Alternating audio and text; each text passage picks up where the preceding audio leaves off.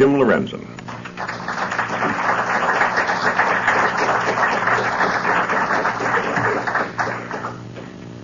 Most of us who follow the UFO problem are interested as well in other subjects that stand at the border or maybe somewhat beyond the border of orthodox science. And in referring to this fact, we like to describe ourselves as open-minded. In the practice of open-mindedness, however, it's important, I think, to exercise caution unless our minds become so open that we simply have a hole in the head. We have to guard against a tendency to give support to certain ideas simply because they are exciting rather than because they are substantial. And there's also a tendency, I think, to connect mysteries that do not necessarily have a connection in fact, to lump these mysteries together and to try to relate them to one to the other when maybe there is no real relation. It should be a lesson enough to us to note how readily the sensation-monging tabloids couple subjects such as Bigfoot, monsters, strange disappearances, poltergeist, Bermuda Triangle, precognizance, and so on, in order to increase the circulation of their publications. Now, I think that combining mysteries in this way has a basic appeal in that it allows the assumption that perhaps we have only one major mystery to deal with.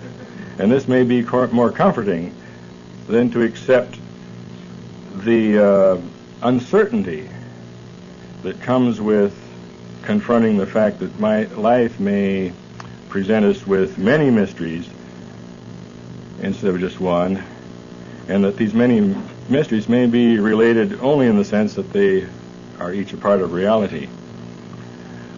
When the phenomenon of livestock mutilations came to public attention in the early 1970s, there were some who chose immediately to couple this new mystery with that of the flying saucer. At APRO, and I guess I'm speaking largely for myself, we resisted this idea, and I think we resisted it for good reason.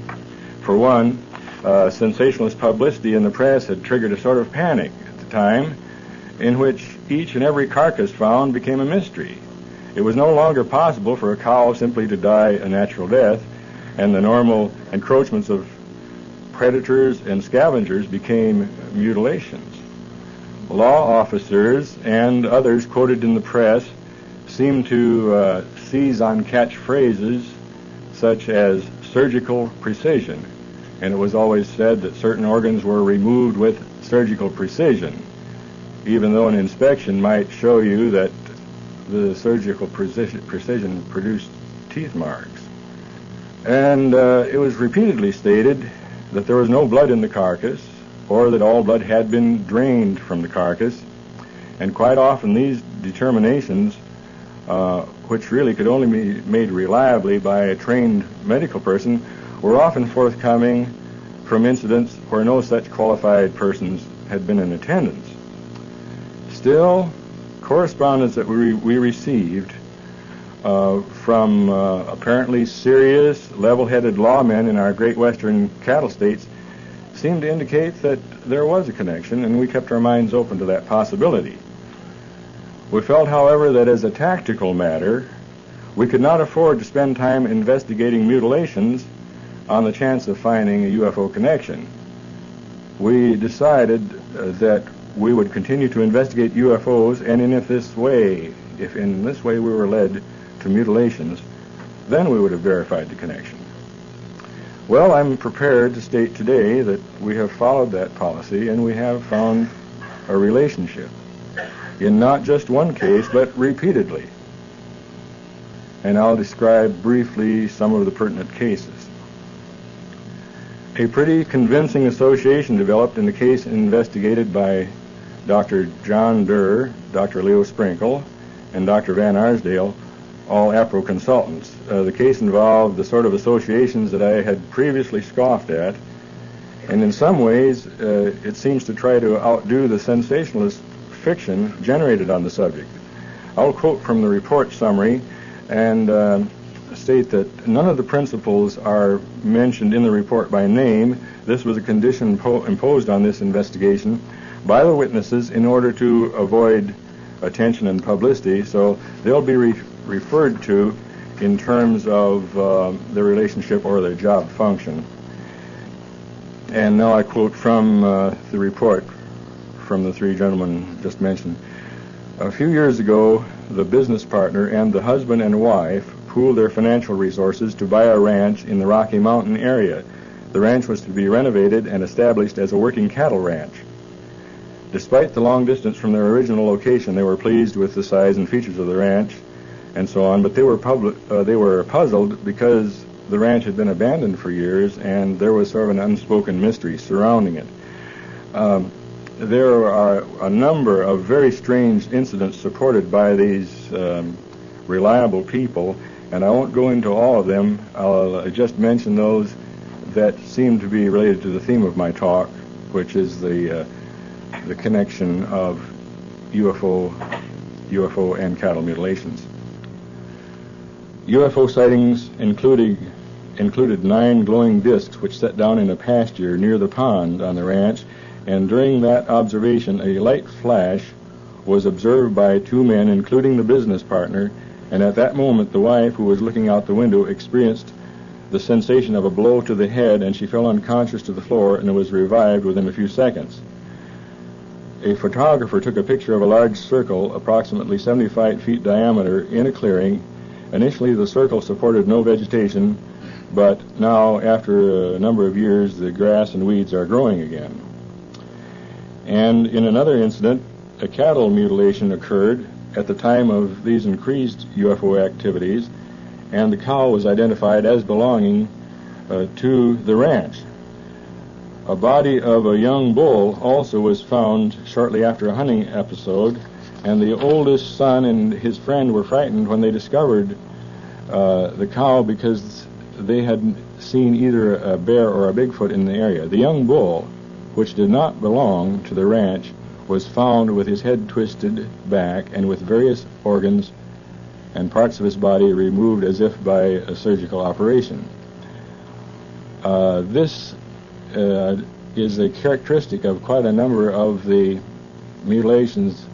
That is, that the animal that is found does not belong on the ranch where it's found. It's somebody else's property apparently dropped there, and there's other evidence to support that I'll deal with later. During the course of this investigation, our investigators talked to a law officer who patrolled that area. Now, he was quite specific in requesting that the information that he would give would not be publicized, at least not in connection with his name, because he did not wish to cause any public ridicule to be brought upon his office, and he did not wish to cause any ridicule or publicity which would disrupt the harmony of the community. He said that in 1975 there had been several hundred cases of cattle mutilations reported, and that he had investigated many of these cases. In 1976, he said there were fewer than 100, and in 1977 there were fewer than 10. However, he pointed out that during 1977 he had followed a policy that he'd go out on very few calls regarding reported animal mutilations, so these statistics are sort of a self-fulfilling prophecy. He simply recognized less calls, and therefore he reports less cases in that period of time. This law officer also described his fear and apprehension when out on night patrol he saw strange lights near the road. Now, he knew the territory very well, and he knew when these lights occurred in an area of a road or not. He said many of these lights seemed to be silent objects which moved off the road and into the air, sometimes revealing cockpits as they flew away. He did not claim to see any humanoids associated with these lights or objects, but he has viewed enough of these events to know that they are very real and that they cannot be accounted for by the usual explanations of airplanes, helicopters, hallucinations, or the planet Venus. Now, although he cannot verify the events as described by the business partner and the family, he knows that their early concerns were based upon this assumption that neighbor boys were playing tricks, and later they questioned him about the cause of the reported mutilations. Now, the law officer is aware that military operations may not be an adequate explanation for the experiences and sightings that have occurred in the area. The law officer does not profess to have an explanation, but he no longer scoffs at the hypothesis of extraterrestrial visitation. With respect to the UFO mutilations, we have a map. This map plots the location of mutilation reports in connection with sources of radiation such as uranium mining and storage and atomic power plants. And the person who created the map was trying to relate these to support a particular theory that the mutilations might be really an attempt to remove organs from cattle that would give evidence of deterioration caused by radiation components possibly in the soil or atmosphere. I really don't think that's supported too well, but the red M's there on the map show the locations of mutilation reports, and you can see that there's preponderance down through the heartland of the country and in the states where a lot of cattle are raised. In the state of Wyoming, 30 miles north of Laramie, a rancher named Pat McGuire has an account which relates to my theme. This is a drawing that he made, and we'll show a photograph in a moment here. But Pat McGuire states that UFO observation is almost a daily occurrence in this area during the summer months. And when his irrigation system is in operation, he checks the system daily at midnight and at 3 a.m. Thus, he's outside during the hours when many people are asleep. And Pat claims that he and his family, or he and his crew, have observed many unusual events. UFO activity often occurs between 11 p.m. and 4 a.m. However, he has observed the strange craft during daylight hours. The objects appear to be of metal under intelligent control with flashing lights, blue, green, red, and white lights, and the objects appear to be of uniform shape, but estimates have varied from 30 feet high and 300 feet long to estimates of 500 feet long. And the conclusion that he makes is that there are ships of various sizes in the area. In July 1975, Pat McGuire and Mark Murphy observed 7 UFOs for a period of 2 hours. The object appeared to be airships, and 2 objects apparently landed on the far ridge. I'll run through some of these views of the ranch so you can get an idea of the appearance of the area. It's a very lonely place. I've marked out there the area apparently where the UFOs landed and where one hovered for a long time. Just a few shots of around the ranch to give you a feeling for the general setup. This photo shows a rise in the background. Pat and Wanda McGuire watched a huge object, which they estimated to be the size of a football field, on the morning of August 1977 while it hovered for 2 hours beyond the rise. During daylight, the object reflected light, so that it did appear to have a metallic surface. And on one occasion, Pat watched a yellow ball which appeared to be located between the trailer house and the distant ridge. Now, there's a smaller ridge closer to the ranch, and in August 1975, a cow apparently was, as he says, sucked up by an unknown aerial object. Pat was watching the UFO with his spotting telescope, and he saw the cow being elevated up toward the UFO, which then moved away from the area. During the next day, Pat drove to the area, and he found a calf on the smaller ridge. The calf was bawling and apparently looking for its mother. No traces of a burned area or landing box were found, and no trace of the missing cow has ever been found. We're a long way from understanding what's going on here, but a case that occurred in 1973 near Pasadena, Texas, which is quite near Houston, furnished us with still another clue. It was brought to our attention Only recently, when a Mrs. D reported to us that she was very uneasy about a feeling that something had happened to her that she couldn't recall during a period of time in 1973. She said she was returning with members of her family from a bingo game at Pasadena, Texas, with her mother, her brother-in-law, a daughter, and niece, and they saw a maneuvering light which they first assumed was a helicopter, and it seemed to be following the car. Mrs. D stopped the car to get a better look.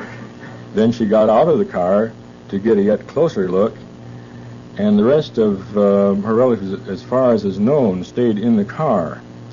However, there's a question about that, too, which developed later.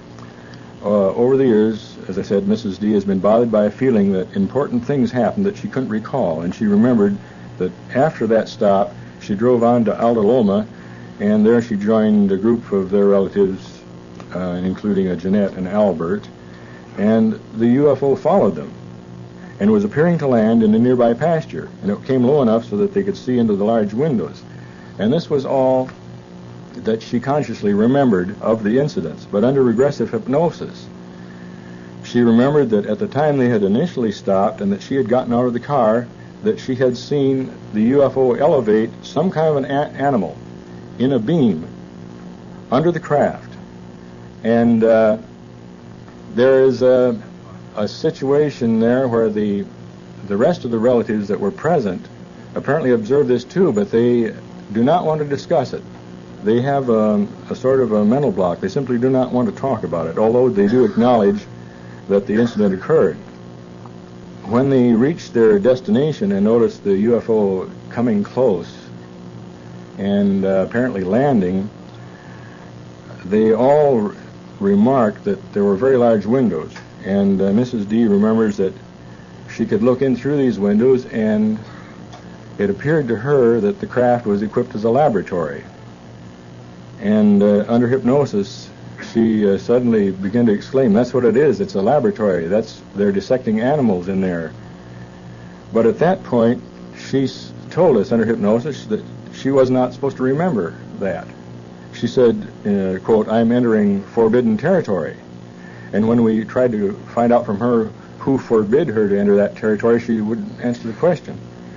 But she became nauseous. And we were never able to determine whether the nausea related to what she'd seen in the craft or whether it was some sort of post-hypnotic suggestion which prevented us from delving into an area of information that she was not supposed to talk about. And it was a very effective block, because I tell you, you tend to discontinue a hypnotic session when the subject is threatening to throw up on you. Another mysterious aspect of this case is that Mrs. D's daughter was not with them in the car during the period of travel from the first sighting, and for that period of travel from the first sighting until they reached Alta Loma. And the daughter does not remember this period either. Now, this has all the aspects of an abduction. It appears as though she was removed from the group at the location of the first sighting and restored to them when they got to the relative's house. But she is entirely blank on that period of time, and has had several dreams which sound very much like things reported in the Andresen affair, which has been mentioned earlier today by Mr. Andrus. I think one lesson that I learned from all this is that we need to keep our minds open to the evidence and not dismiss out of hand those aspects which do not make sense to us or do not appeal to us for other reasons. An area of heavy activity is northern New Mexico. There are quite a number of things reported there. Here's Law Officer Gabe Valdez indicating some marks found in an area of mutilation. Mutilated heifer.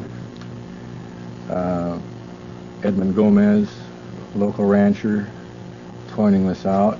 Again, I guess there's some examples of the surgical precision that we hear about. This is a rancher in the area who is trying to find some way to recover his losses. He's tried to sue the government. It hasn't worked. He says they should be protecting his cattle.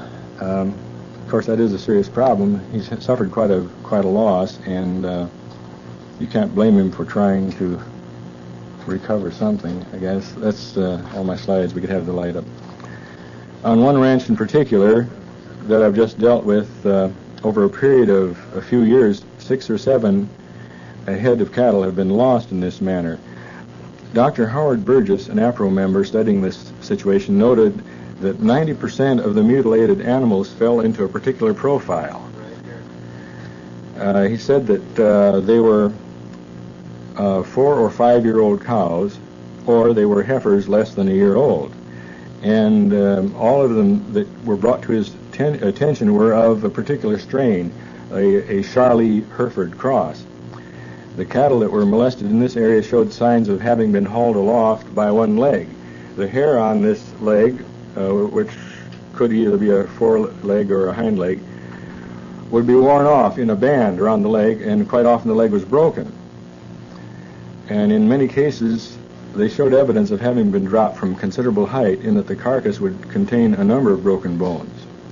Now, Dr. Burgess theorized that because cattle were grabbed at night without warning, but still seemingly carefully chosen, that they were somehow marked in advance, and he convinced a local rancher to run a number of these cattle under a black light at night, and they found 20 cows, all of which fitted the profile of those previously killed, all marked in a manner that became luminescent under the black light.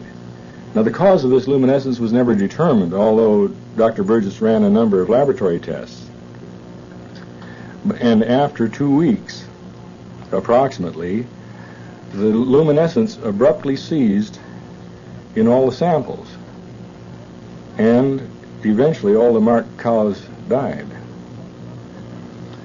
Now, there's a definite difference between the mutilated cattle and those dying of natural causes. The mutes, as they're called, do not bloat, and scavenging animals do not touch them. They usually exhibit a hole in both jugulars, apparently where the blood has been drained, and early on, after they've been found, the internal organs seem to be abnormally mushy, and some medical technicians who have handled these organs in the course of autopsy have complained of health problems. Also, though no definite tie-in has been established, one young technician has developed an apparently incurable disease similar to leukemia. This individual had been involved in testing some material which was found on some mutilated cattle in northern Colorado. An electron microscopic examination showed this material to be composed of very minute, precisely formed spheres of a size of 0.3 to 1 micron in diameter, held together by some sort of binder, as I said, giving the appearance of toothpaste. So far, this material has defied identification. In many cases on record, insects which normally attack dead animals died en masse after contacting the carcass. Flesh-eating beetles in Missouri and flies in Colorado were found covering the respective carcasses, and they were all dead, and no cause of death has been determined. In another unexplained oddity, the sheriff of Benton County, Arkansas, reports numerous mutilations, all occurring on a straight line connecting the northeast corner of the county to the southwest corner, and nowhere else in the county. Spectrographic studies of the livers of many of the victim cows shows a complete absence of copper. A control sample of liver bought at a local butcher shop showed an easily detectable amount. It was noted also that the livers from the mutes were a pale pink in color, not the normal color of liver at all. And in this connection, we'd like to point out that high levels of microwave radiation can cause the release of copper in living tissue, and that since copper is an agent which binds cellular iron, we suggest that the absence of copper and iron could account for the color change in the liver tissue. Apparently, these metals are released into the blood and disappear from the carcass with the blood. Another symptom worthy of note is that many internal blood vessels are found to be ruptured, but perhaps this results at least in part from the dropping of the carcass from considerable height. Now, back in 1977, a rancher near Taos, New Mexico, collected insurance on a cow which had been a mutilation victim, even though the cow changed in color from red to a cream color during the experience. In northern New Mexico, where a birthday party involving several neighborhood families had broken up about midnight, various participants had barely reached their homes when, as they all reported later, they heard a crackling sound and noted that the area was lighted up in a manner that suggested that a neighbor's house was on fire. These 20-odd witnesses rushed outside to see a disc at an elevation of approximately 100 meters, pardon me. It seemed to be directly over a state highway inspector's truck, which was parked between two of the houses. These houses were about 25 meters apart. As the witnesses watched, they reported in the light from the UFO that they saw a powder material showering down and falling on the truck. The highway inspector showed the presence of mind to gather up a substantial amount of this material in a sterile fruit jar. Dr. Burgess eventually had the opportunity to examine this material, and in it he found 22 elements which generally occur in organic material, plus trace quantities of europium, lanthanum, and yttrium, rare earths that can be products of nuclear fission. And there were also trace amounts of platinum and vanadium. There were, in addition, substantial amounts of magnesium and potassium. Now, these last two elements had previously been found in increased amounts in the samples of luminescent hair discussed earlier. One of the obstacles that conventional science has often invoked as a reason for not delving into the UFO problem is its lack of repetitivity. It has been said that science cannot deal with transient phenomena of random occurrence, and I think that this excuse is no longer operative.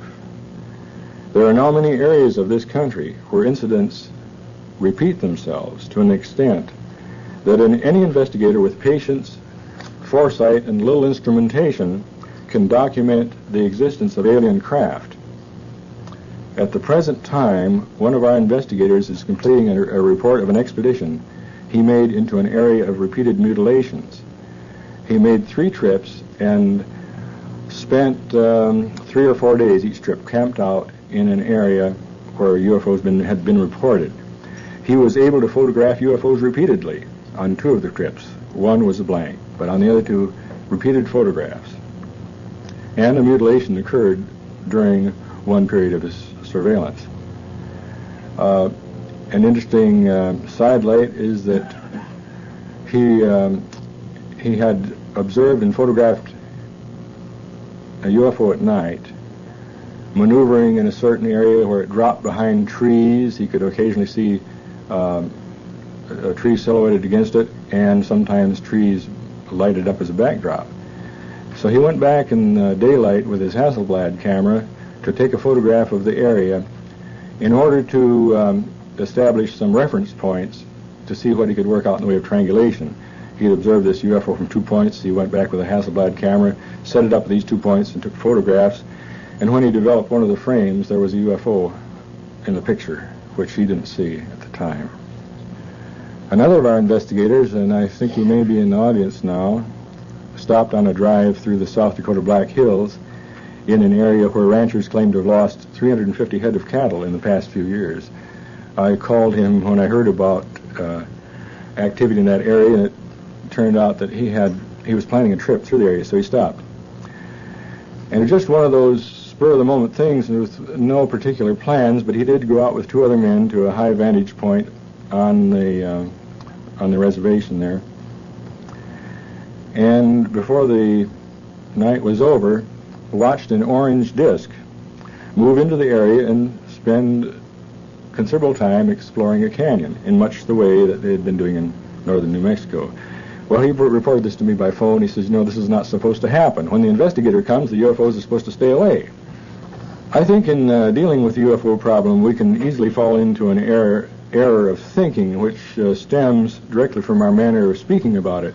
We tend to speak of a mystery or the mystery when in actuality there may be many mysteries arbitrarily lumped together, including serious psychological problems projected as UFO cases. Personally, I try to adhere to the principle of parsimony in my approach to all aspects of the problem, to refrain from generating a new theory or concept when one is not necessary.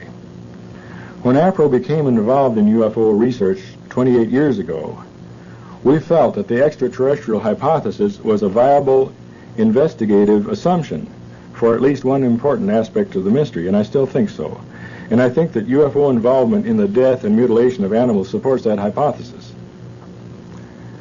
It's an activity that's overtly physical in nature, and I cannot conceive of it as being the work of other dimensional beings, if such exist, nor does it make any sense as the work of Earth-based secret societies.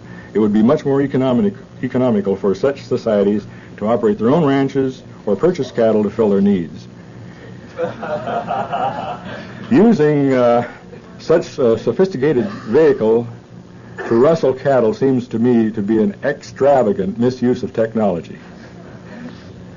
Obviously, the losses to cattle ranchers and farmers are substantial, and we can ponder where this fact might lead. Will insurance companies begin to write UFO loss clauses into their policies?